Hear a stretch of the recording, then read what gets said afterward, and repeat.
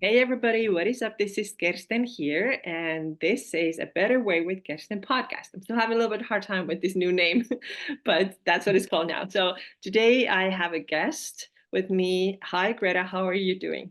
Hi, I'm doing well. How are you, Kirsten? I'm really good, thank you. I'm so excited that you're here.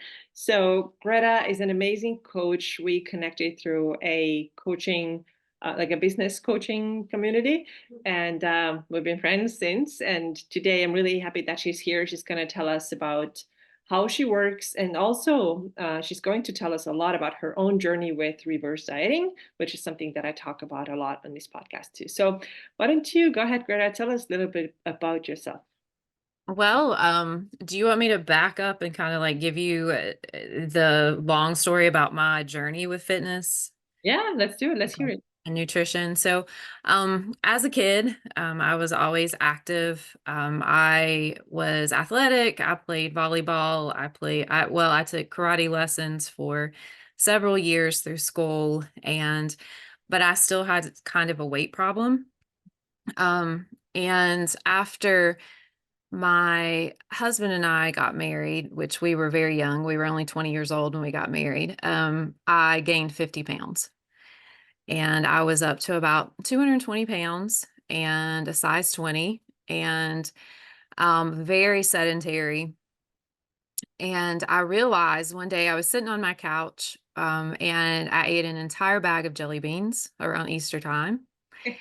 And I thought, I have really got to do something. Like, I cannot continue to eat this way because we lived on fast food and just junk. And like I said, I was very sedentary and I can't continue to live this way. So I started walking, started making healthier food choices. Walking eventually turned into running, turned into weight training, turned into fitness classes, turned into me leading fitness classes. About over a year and a half, at that time, I was probably 22, 23. I lost about 80 pounds, went from a size 20 to a size 4. However, that journey didn't really take care or help the emotional side of being larger. Like when I still looked in the mirror, even at a size 4, I saw the girl who still weighed 220 pounds. Mhm. And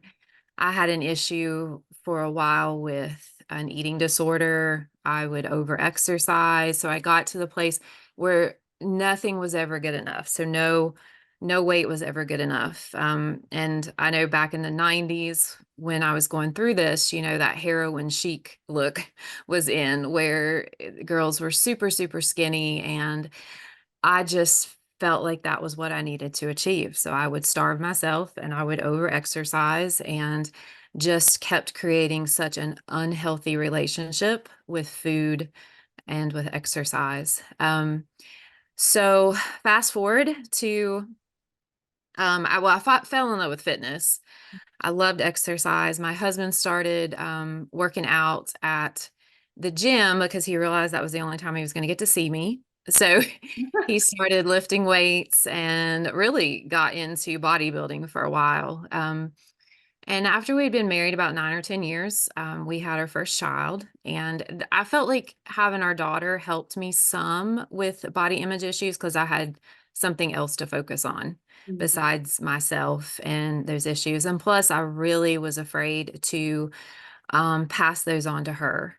Mhm. So she was born in 2004. And then in 2009, and I had wanted to be a trainer, but in our area, and Kirsten and I were just talking, I live in a very small area. And at that time, fitness was not like I was the only girl in the weight room. Mhm. So it wasn't very, I guess, prominent. And it's still, I live in the second most overweight state in the United States, and I border Virginia, which I border the most overweight county in the state of Virginia. So there's so much room for growth for what I do, and there's so much I love to spread awareness, especially even though I'm online, but to people who are in my community because they just don't know. Um, but So I'd wanted to be a trainer, but just financially, I didn't think that was at the time a good option, but that's just what I really wanted to do. But I finished school and I was actually an elementary school teacher for a long time. And we had our son in 2009, but at the end of 2008, when I was 10 weeks pregnant with him, I was diagnosed with type 1 diabetes.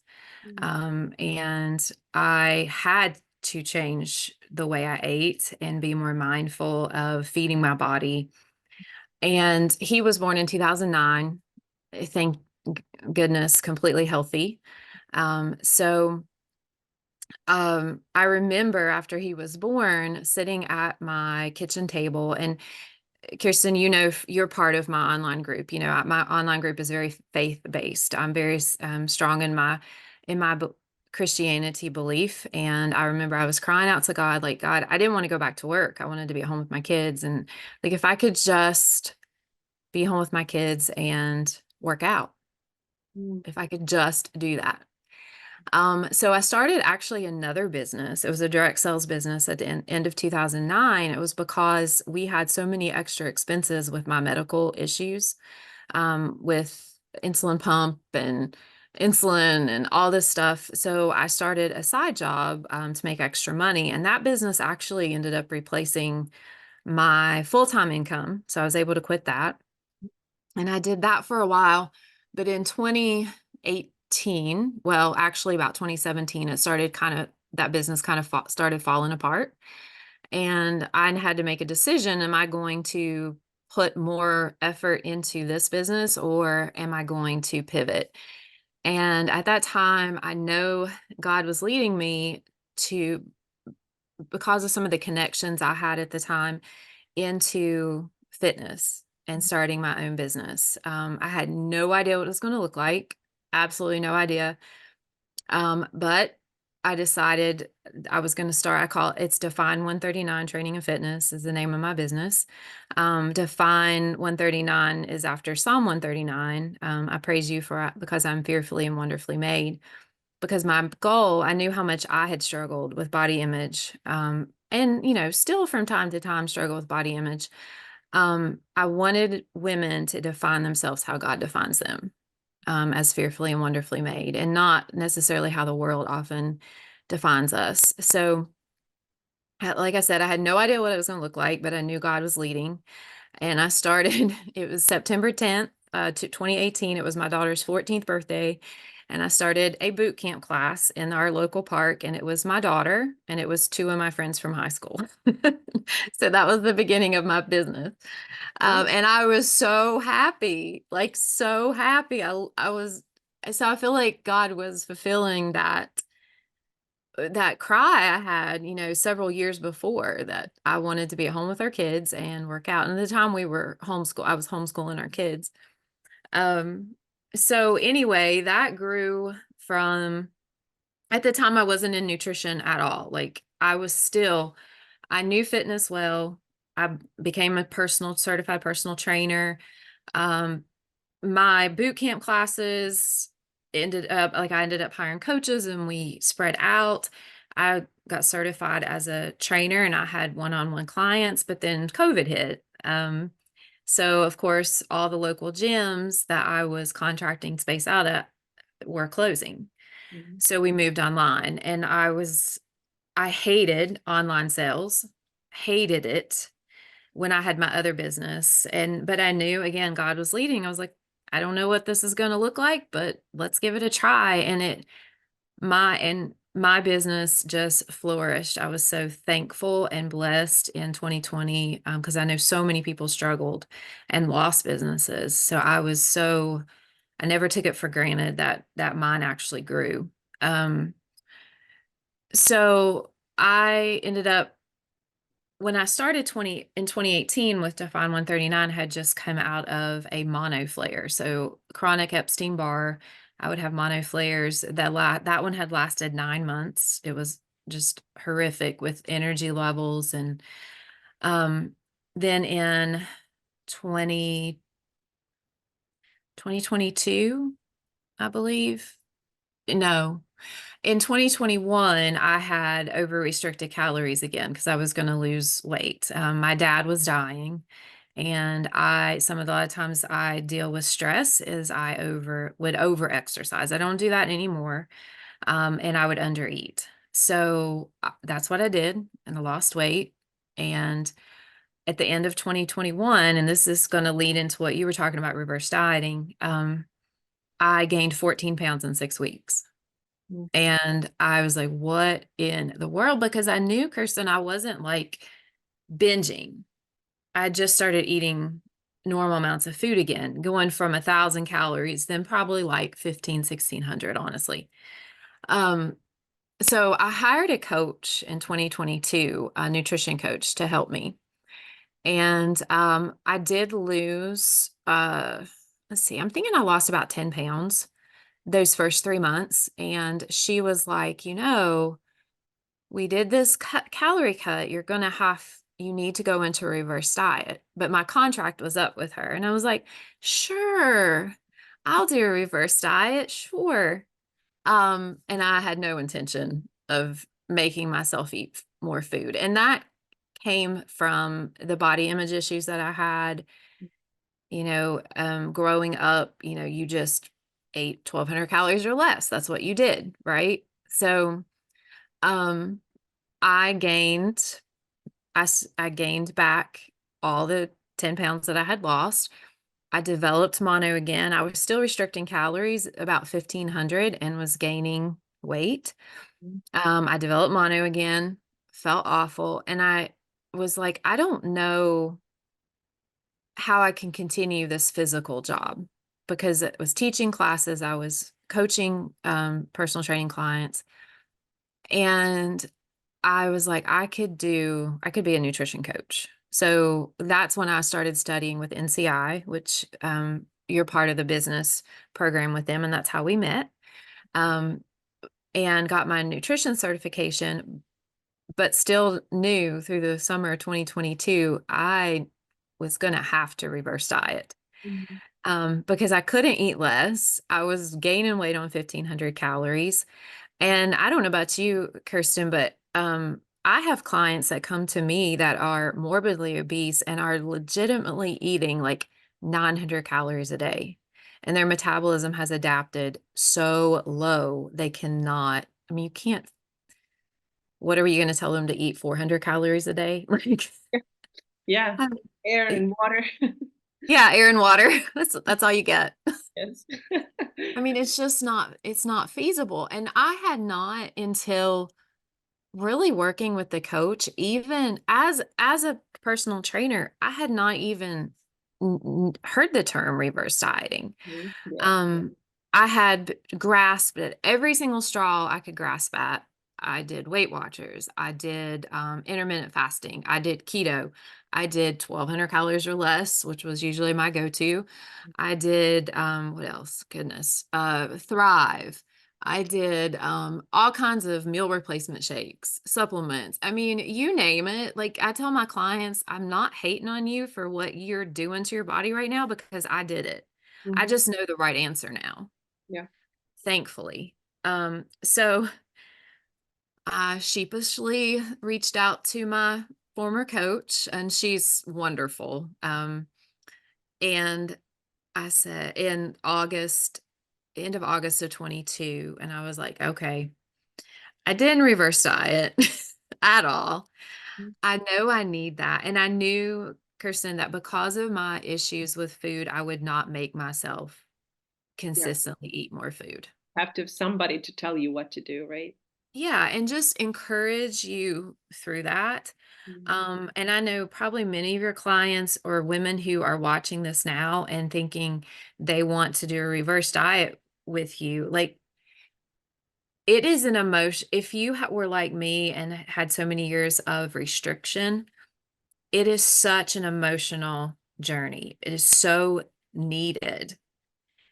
And having someone like you, like I had with my coach, to help you through that, I think is like so key and pivotal in your success. So I started my reverse diet in September of 22. By the middle of October, my mono was gone and it has not been back.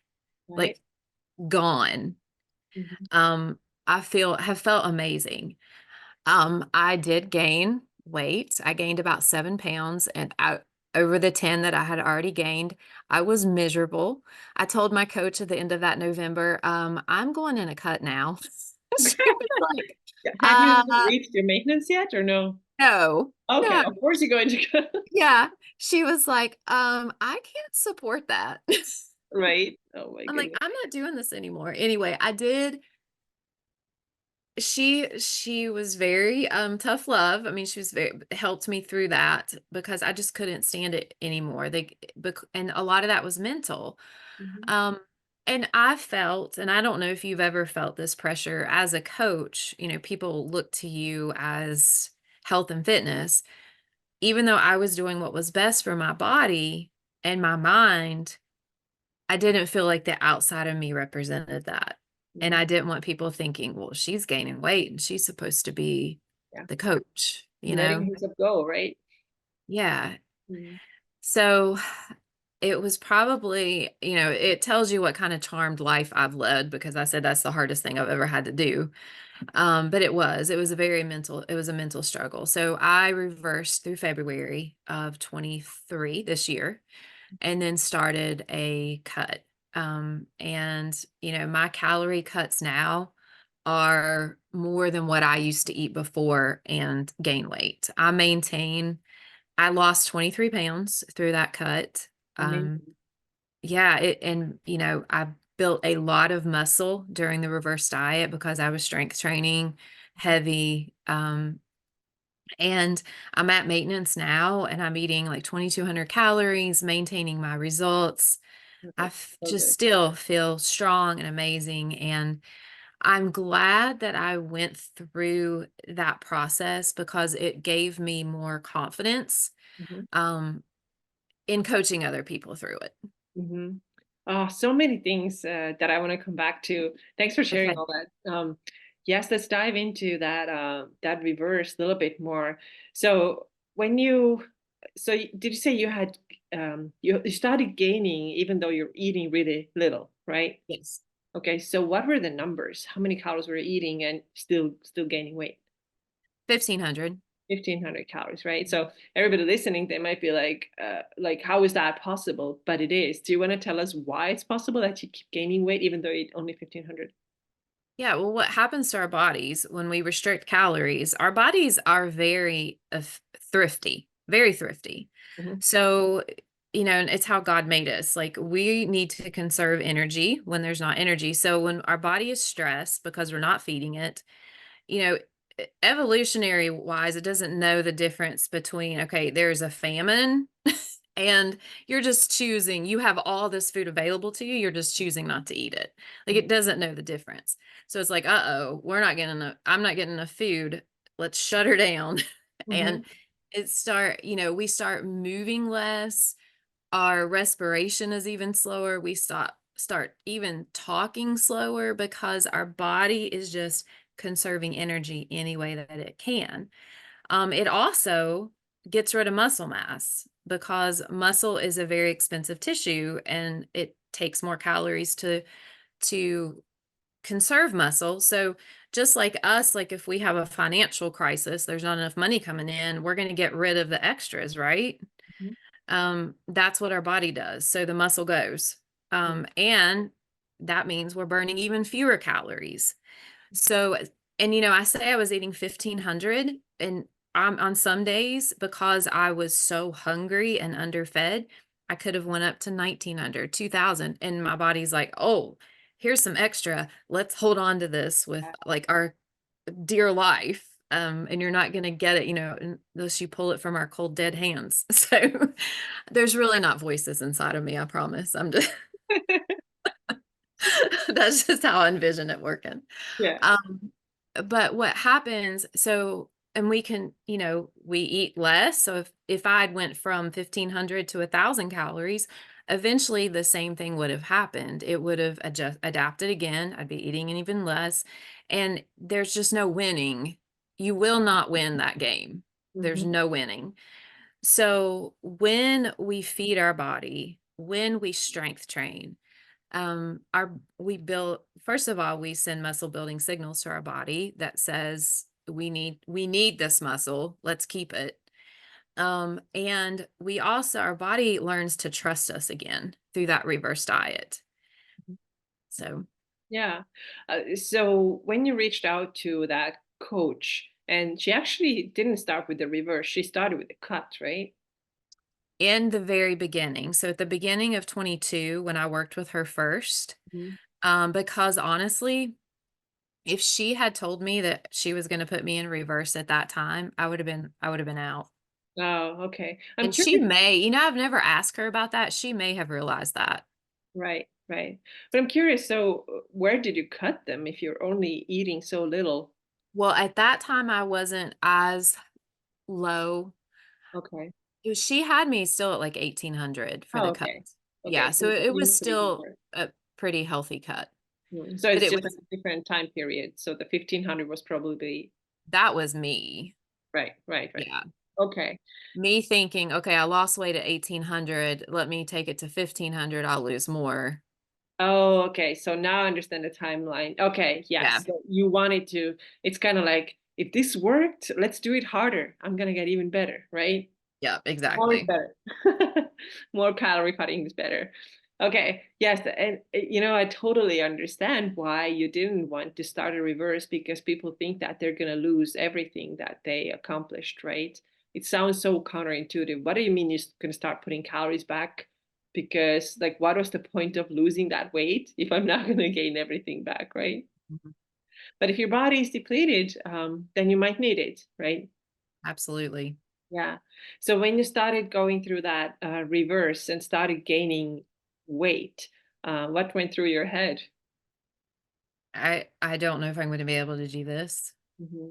but something kept me going because, well, the mono going away in just 6 weeks after I had battled it for so long, it made me realize, obviously there was something that my body was in such a stress situation that, um it was allowing that to happen, like, it couldn't overcome that, and to see what the added calories and protein did in that short amount of time and how it made me feel, that kept me going, Hmm. and, I mentioned I'm type 1 diabetic. I did see my blood sugars get really, really steady, Hmm.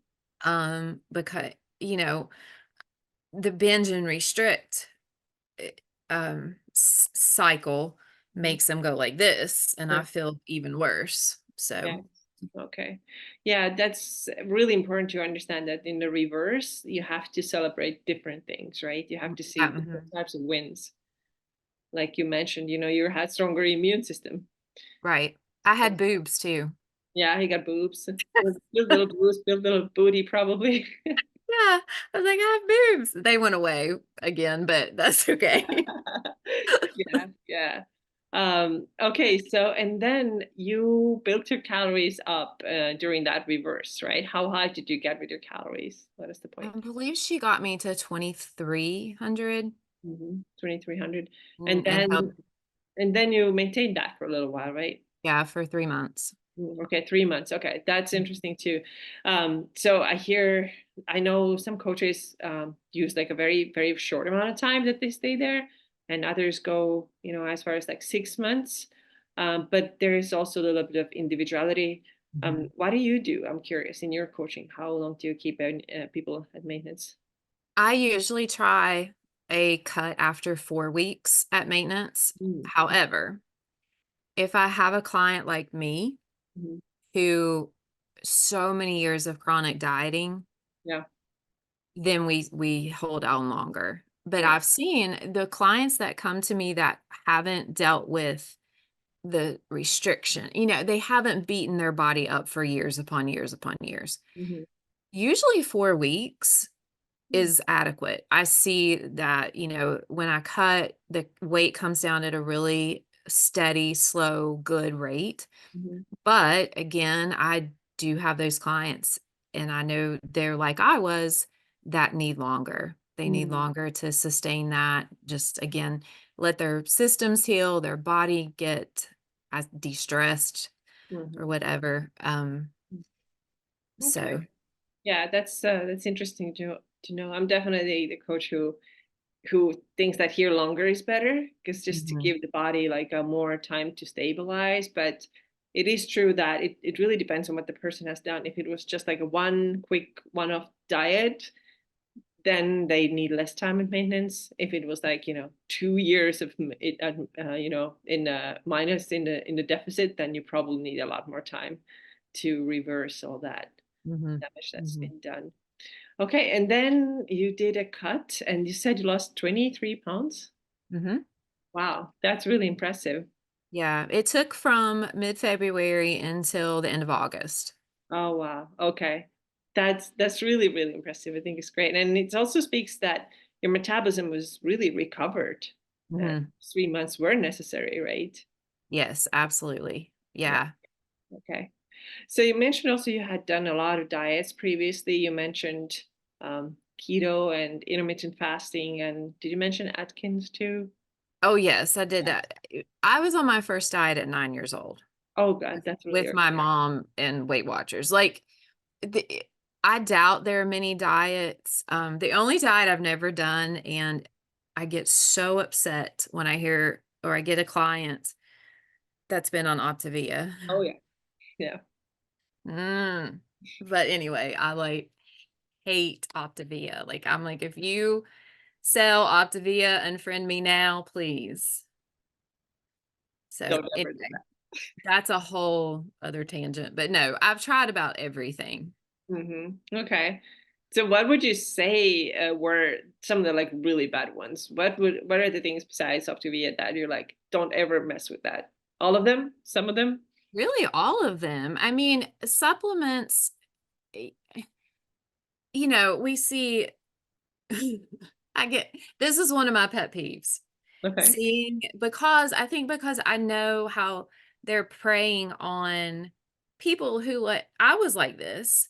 Like, Mm, I just couldn't figure it out, and I wanted what was true, like, something that would help me mhm, 'cause I couldn't figure it out. So, even the creams and the wraps and the patches mhm. and the gummies, the coffee, like, all those posts I see just make me so angry. I unfriend every person Yeah. that does that because it's just giving people false hope.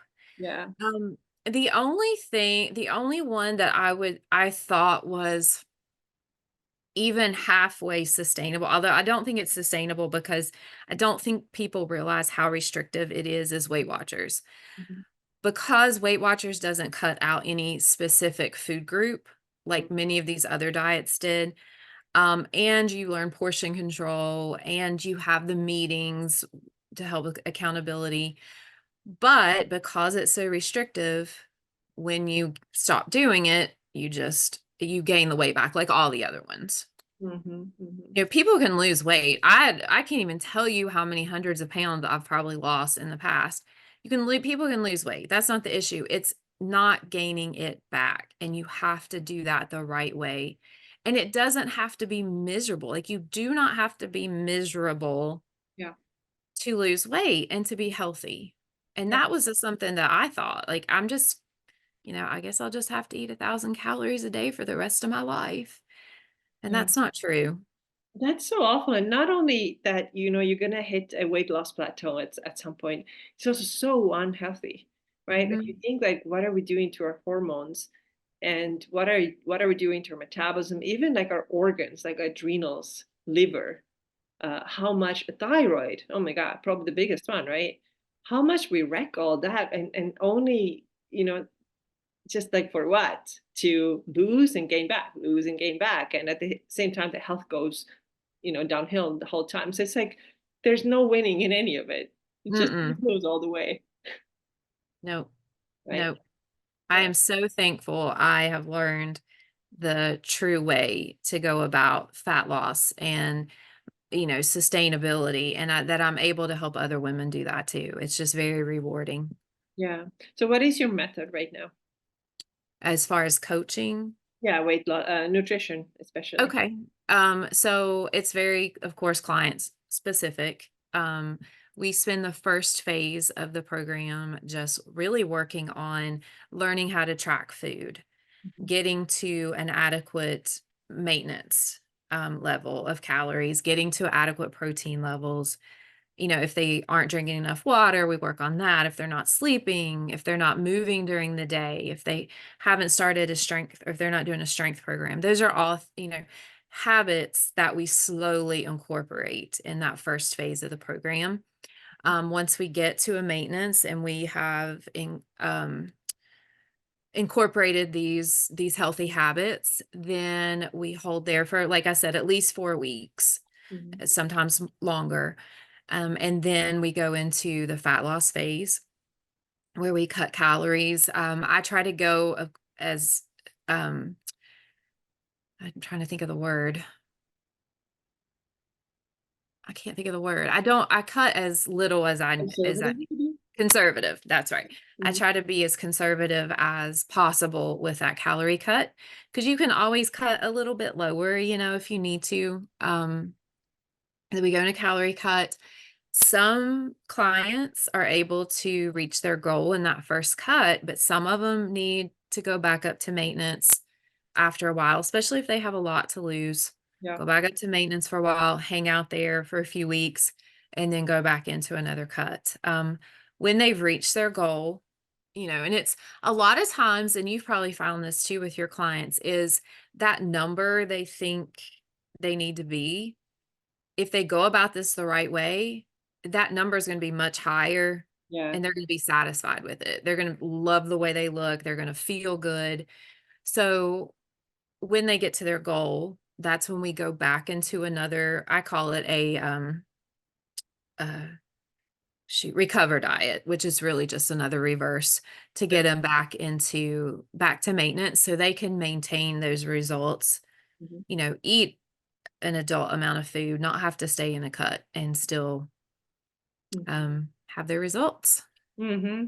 Yeah, yeah, that's awesome. I like what you said that the fat loss phase shouldn't be miserable, right? And that's why, when you do what you said, like a more like conservative cut, that means that it's not going to be miserable. It means that you still have room to eat. Yeah, it's hard. It's difficult. The deficit is supposed to be a little bit difficult, but it's not like I can't have anything. I have to just like drink water or tea or, fool myself, fool my body uh, Yeah, into thinking that it's full of whatever the tricks are that people use. It really exactly. shouldn't look like that. Exactly. And I remember when I first started when working with my coach, first part, she told me to eat 1,800 calories a day, and she had me at about 150 grams of protein. And I was like, there is no way I'm going to eat 1,800 calories a day. Like, I cannot physically eat that much food. Mhm. So then through my reverse, of course, it's slow and getting up to that 2,300. When she cut me down to 1,800, I thought I was going to die. I'm like, Yes. I need food.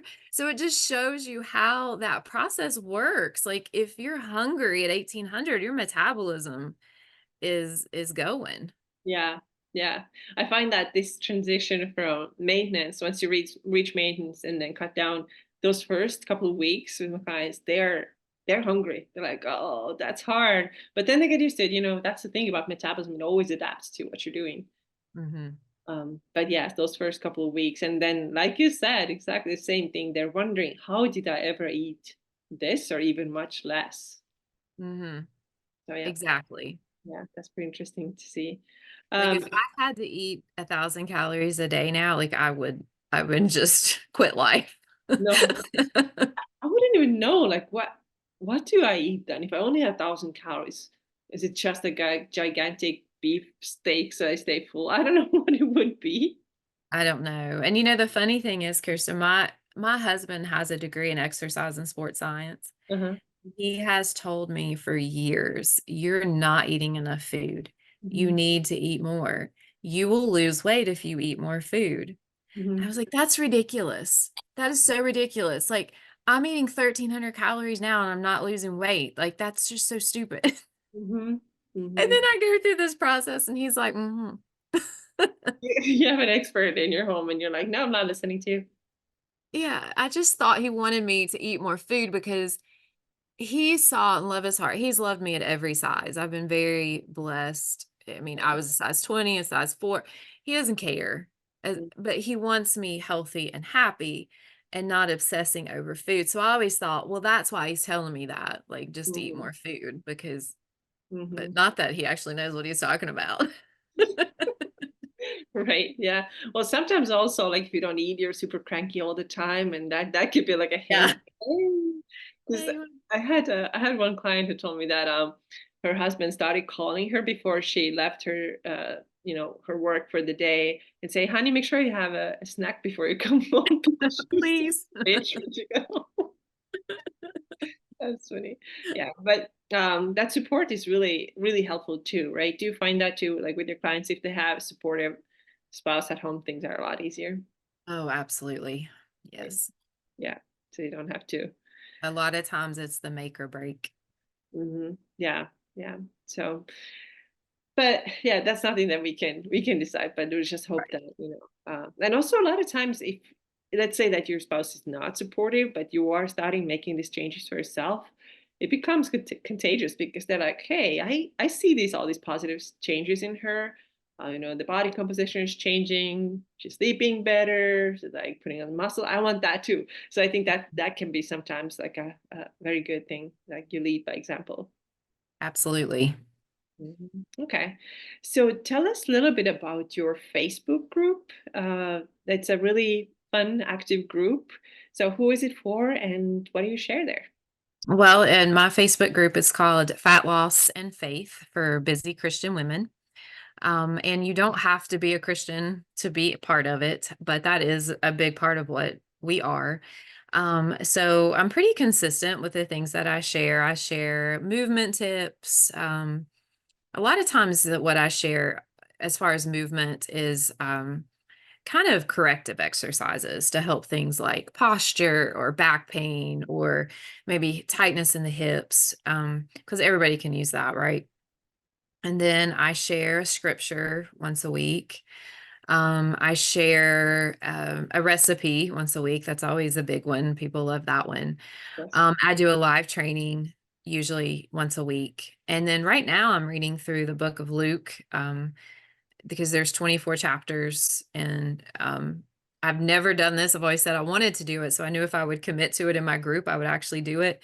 So you read a chapter a day until Christmas Eve. So I'm reading through the book of Luke. So a lot of times I will share devotions and things like that. So we do have a lot of fun in the group. Of course, I have contests, I have um, challenges and opportunities like for scholarships and things like that as well. Mhm. Very cool. So can you say the name again so people can find it? Yeah, fat loss and faith for busy Christian women. Okay. And is that the best place to reach out if anybody has questions, wants to learn more about you? Absolutely. Absolutely. And you can also find me on Facebook. I do think I'm the only Greta Quesenberry on Facebook, like Your in the last whole name is world. very interesting, by the way. Where do you know where it comes from? I think it's German. I believe it might be German. But we do have several Quesenberry, like different families in the area, but a lot of them will spell it differently. Mhm. Um, Yeah. so Okay. It is definitely very rare. I've never seen that before. All right. So before we wrap up, if is there anything else that you would like to add? I don't think so, but I have enjoyed talking to you. Yeah, me too. Thank you so much for being here today. Merry Christmas. It's Merry coming soon. Christmas. Well, probably when this episode airs, the Christmas is already over, but happy. Happy New Year. All right. Thanks so much, Greta. Take care. You too. Bye. Bye.